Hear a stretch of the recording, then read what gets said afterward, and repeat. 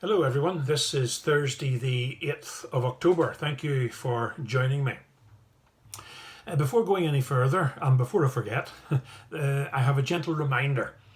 This coming weekend in church, if you're coming down to one of the live services, we're going to have a time of communion, both morning and evening.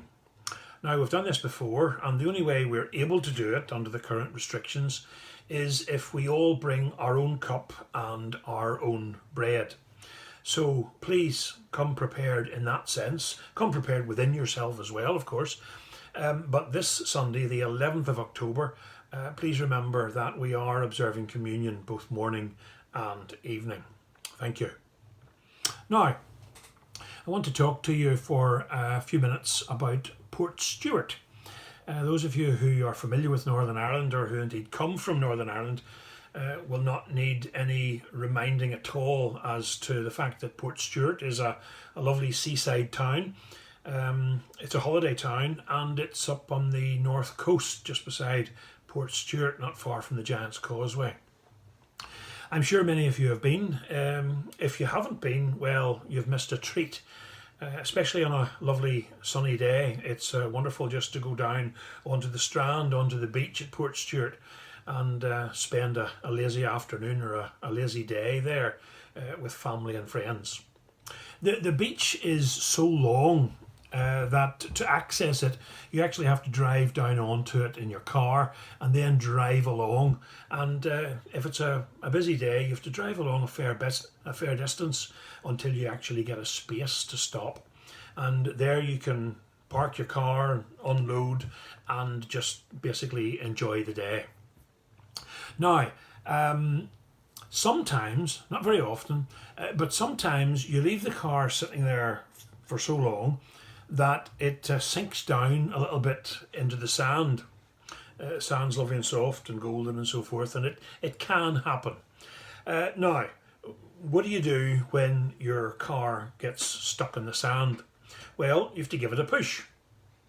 And sometimes you need a bit of help for that. Sometimes the whole family has to gather and give it a push. Sometimes even that's not enough. You have to ask a few other people who are around you, would they help giving you a push as well? And people are usually more than happy to help out.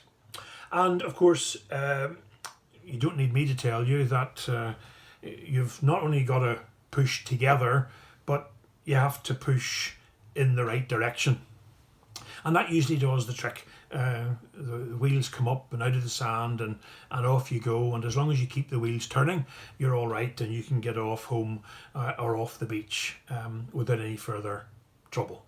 Now, I thought that was a nice illustration when we apply it to ourselves and what we're going through as churches just at the moment. Because it's as if a lot of churches have been sitting on the sand for a fair while. By that I mean that we haven't been able to do what we've been used to doing. Yes, we've been creative, we've been different, we're looking at things differently, and we're reassessing things. But the stark truth is that a lot of the ministries that we were involved in have just stopped. We haven't been able to start them again, and we're stuck in the sand, as it were. So what have we to do? Well, we've to give ourselves a push to get out of the sand and moving again. And just like the illustration I've given you about being on the beach, we've all got to push together, and we've all got to push in the one direction. That should do the trick, and we'll be able to get ourselves up and running again. Now, I know these are difficult times. I'm asking us all to be patient, because it's not an easy job getting things started up again. It can take a bit of time and a bit of effort. And if I can go back to the illustration of the car stuck on the beach again, if you know Port Stewart Strand at all, you know you have to get moving and you have to get off the beach, because if you don't, the tide's going to come in, and the tide can of course ruin your car and all the belongings that you have as well. So you can't stay stuck in the one place and let the tide do that to your car. friends, it's exactly the same with the church. We can't afford to get stuck and let the tide from the world, if you like, just come into our church, wash over it and destroy all the witness and all the work and all the ministry that's been going on for so long. So can I just ask that as we begin to get things up and running again, we've been encouraged, we are able to have our live services. They haven't been curtailed in any way from the point of view that the announcement that was made just this week, it didn't prohibit us from meeting and worshipping together in the way in which we have been doing. So continue to pray that that will not only continue, but that the situation will improve and we'll be able to get the work amongst the young people and the not so young people as well. That we'll be able to get all these departments and organisations up and running again with a bit of an effort when we all push together in the same direction. Now, I know that we can't just be as involved as perhaps we would like to be. But the one thing we can all do is continue to pray. I don't want to minimise the importance of prayer at all, friends. And I don't want to say we just can pray or the best thing we can do is just to pray.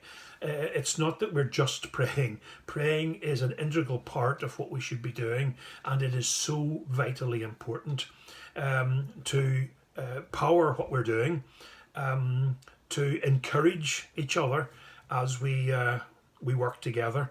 And I just hope that as we do this, we'll be able to get the church up and running again, even more so than we've been able to do just now. So please, just remember that. It's a very simplistic illustration, but I just thought it was one that we could use for ourselves as churches. We can't afford to stay stuck in the one place and be overwhelmed by the tide. We need to get moving, and once we get our wheels moving, we want to pray that we will keep them moving. Otherwise, well, we'll get stuck again. Okay, thank you for listening. Can I remind you of the reminder again? This Sunday, 11th of October, communion in church. Bring your own cup, bring your own bread. Until then, continue to be wise and sanitize. Keep safe, and I look forward to seeing you soon. Until then, it's another bye for now.